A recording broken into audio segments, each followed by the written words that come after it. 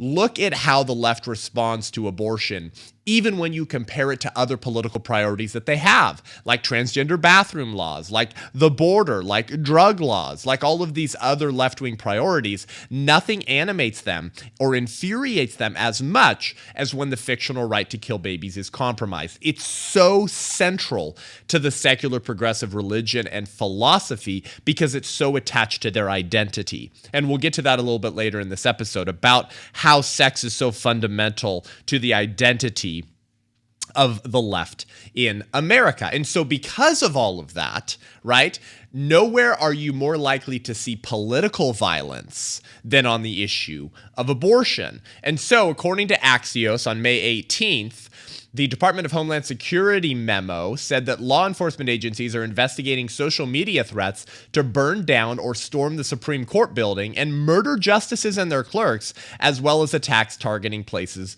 of worship.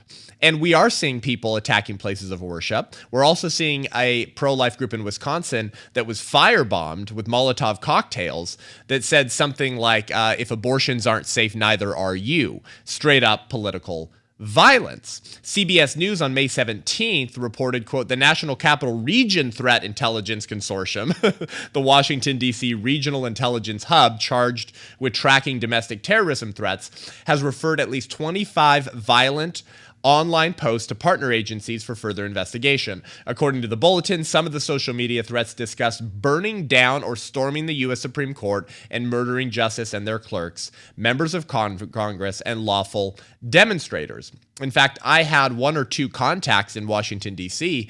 during the first evening when the Supreme Court opinion leaked who were attacked by pro-abortion activists. One of them was punched in the head. The Department of Homeland Security Office of Intelligence and Analysis said in its bulletin that grievances related to restricting abortion access could fuel violence. Now listen to this line. This is very telling, okay?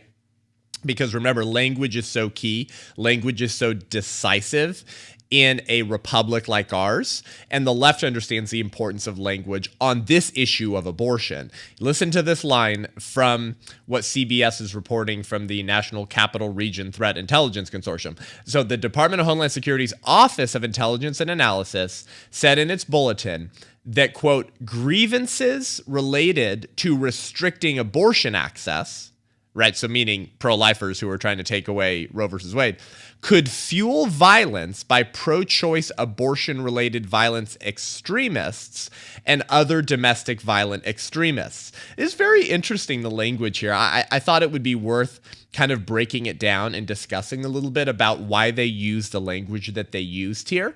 Listen, restricting abortion access could fuel violence by pro-choice abortion-related violent extremists. But isn't being pro-choice the same as being a violent extremist? You notice how they use them as different terms, right? As if you could be a pro-choice non-violent extremist and a pro-choice abortion-related violence extremist. But what is it to be pro-choice? It's to support violence in the womb. It's to support violently dismembering babies, ripping their arms from their shoulder blades, sticking Metzenbaum scissors into the back of their heads, burning them, starving them to death through the abortion pill that cuts off the hormone progesterone, that cuts off nutrients to the baby through the umbilical cord, who starved to death in the womb. This is violence. But they're saying, no, it's not just pro-choicers writ large. It's pro-choice abortion-related violent extremists. And so just notice the kind of language that they use. They're not going to associate abortion with violence, abortion with domestic violent extremism, because for them to uphold their political regime, for them to uphold and argue for the fanciful constitutional right to kill babies in the womb through all 9 months of pregnancy, they have to refer to abortion through euphemisms, right? Through language, to suppress the reality